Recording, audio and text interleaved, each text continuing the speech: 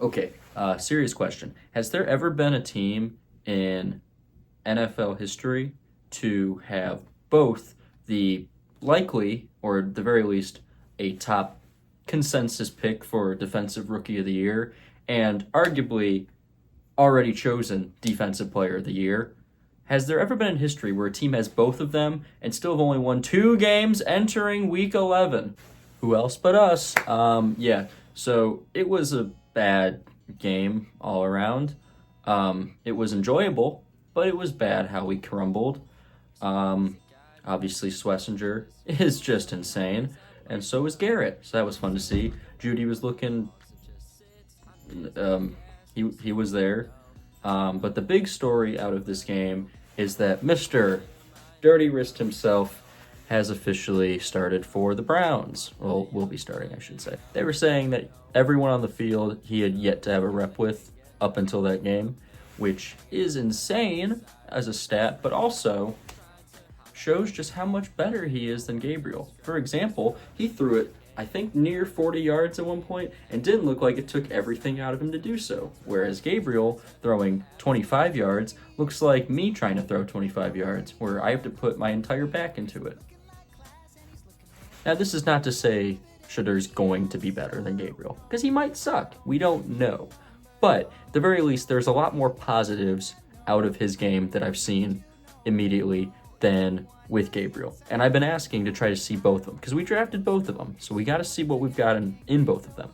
I am also getting very sick of this Garrett discourse. So many news stations are like, man, Garrett, we talk about him as one of the all-time greats, but it sucks that he's stuck on the Browns.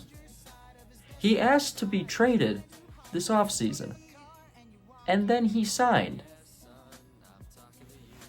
Am I the only one that's like, no?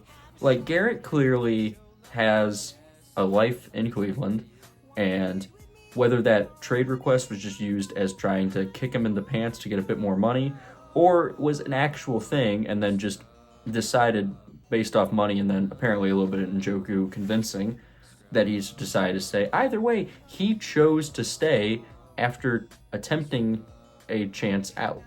So I don't know why people are like, poor Garrett, man. Oh, this poor guy. Because he had the chance.